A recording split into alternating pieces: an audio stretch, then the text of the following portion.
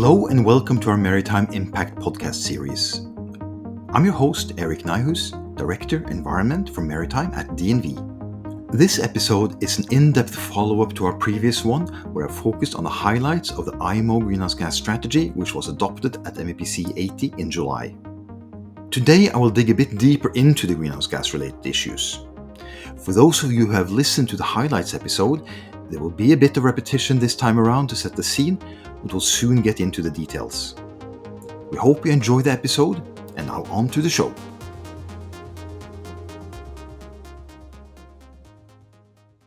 MEPC 80 met during the first week of July and had an extensive agenda. Still, the focus of the meeting and the media was yet again greenhouse gas emissions, or more specifically the revision of the original strategy adopted 5 years ago, along with reaching agreement on new regulations to implement it. The negotiations were challenging, with a lot of red lines being stretched to the breaking point, but on Friday, July 7th, the IMO agreed a revised strategy. I ran through its key features in the previous episode, so I would suggest that you give it a listen in case you haven't caught all the details. But as a very quick recap, we now have a decarbonization target for 2050, we have ambitious intermediate reduction targets for 2030 and 2040, and we have a clean energy usage target, in practical terms primarily a fuel share target, for 2030 as well. All of these targets are on a well-to-wake basis rather than the tank-to-wake figures we have become accustomed to looking at in the context of the original strategy, so fuel production is obviously coming under much greater scrutiny. So what are the new regulations that accompany the IMO strategy? Well, let's find out. It's important to recognize that while the revised strategy is a massive achievement by the IMO member states, it's still only a strategy. The proof of the pudding comes when the strategy gets translated into implemented and enforceable regulations that are aligned with the strategic ambitions. And fortunately, there was progress on the regulations as well. There was agreement in principle both on the regulations that are to be developed and on their timeline. The IMO agreed on a so-called technical measure, a greenhouse gas intensity fuel standard, that will regulate the phased reduction of well-to-wake greenhouse gas intensity of the fuel used by shipping. There are concrete proposals on the table, provided separately by the EU and China, that are very likely to form the basis for the final shape of the regulation. There are differences between the proposals, where for instance China embeds a potential economic instrument in their proposal, while the EU says their proposal does not do so. But in reality, these differences are not fundamental barriers to reconciliation. On the economic side, there was agreement on the need for an economic element on the basis of a maritime greenhouse gas emission pricing mechanism. However, that's as far as agreement goes. At the last MEPC meeting, there was a massive resistance to a cap-and-trade system. This meeting saw very robust resistance to a levy mechanism. Most likely, this leaves a door open for some kind of pricing mechanism linked to the greenhouse gas intensity standard, but it's premature to speculate on what the final outcome will actually be. What can be said is that it is technically possible to create an economic mechanism where ships unable to attain compliance with the intensity requirements through conventional means could buy what you can call compliance units from the IMO at a defined price. This money could then be allocated to R&D to ensure a just and equitable transition for developing nations, or to other purposes. Whether something like this becomes an outcome or not is too early to say, but it is clear that negotiating the economic element will be pretty challenging. The IMO did agree a timeline for the new regulations, adoption in 2025 with entry into force in 2027. Back calculating, this tells us that the IMO really needs to hammer out an agreed base document for developing these regulations at MEPC 81 latest in April 2024. Time is tight, to put it mildly.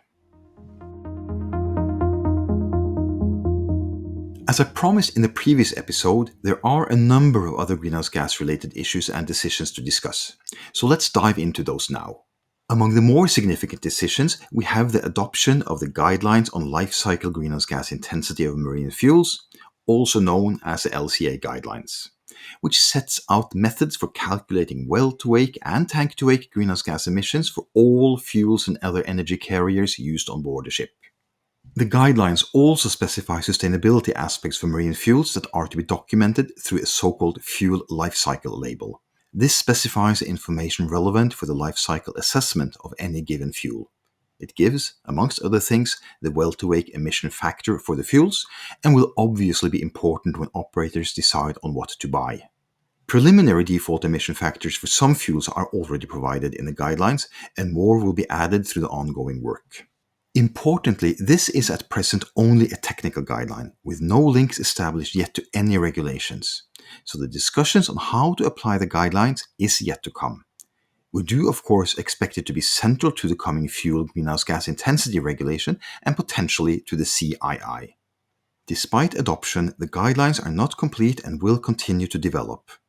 Default emission factors, sustainability criteria, fuel certification and handling of onboard carbon capture are all aspects needing further work.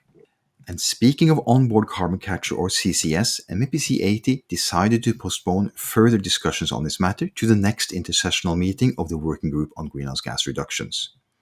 There are numerous aspects to CCS that need to be worked out, and chief amongst these is of course ensuring that captured CO2 is actually stored safely in the ground and not simply vented after delivery to shore.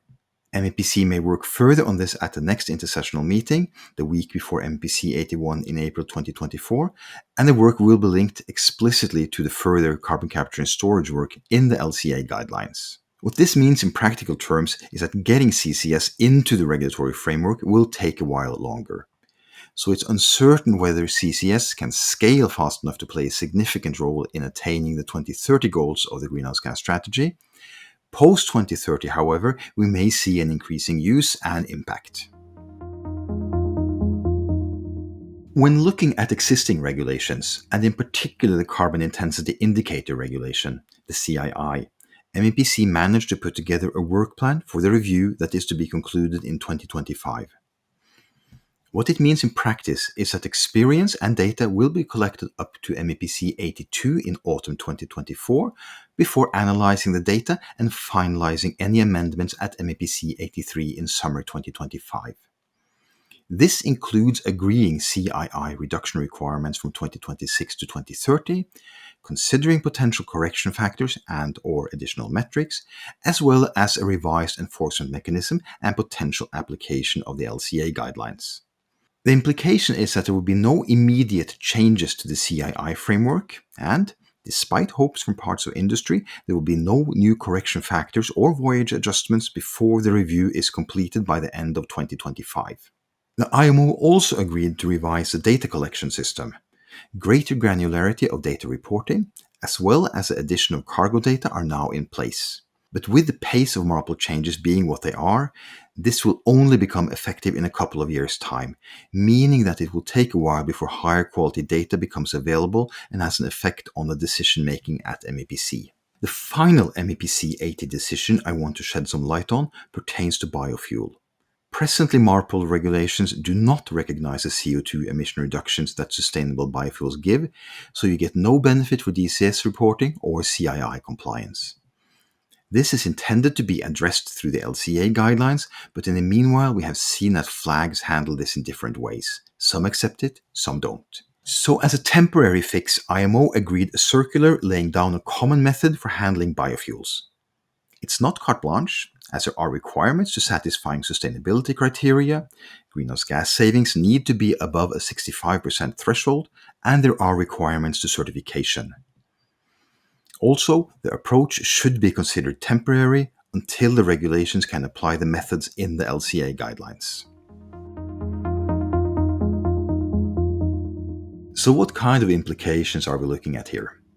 Most importantly, and with respect to greenhouse gas emissions, shipping has now received very clear marching orders. The course is set, the speed is set, and a clear signal has been sent as to what is expected from us as a sector. A very clear demand signal has also been sent to the fuel supplier industry. There is now a much greater certainty when it comes to future demand for green fuels. This should catalyze increasing investments and capacity upscaling in that business. We know that additional regulations are in the pipeline, and we know when we can expect to see them. And while we don't yet know all the details, we know what they are expected to achieve at a strategic level.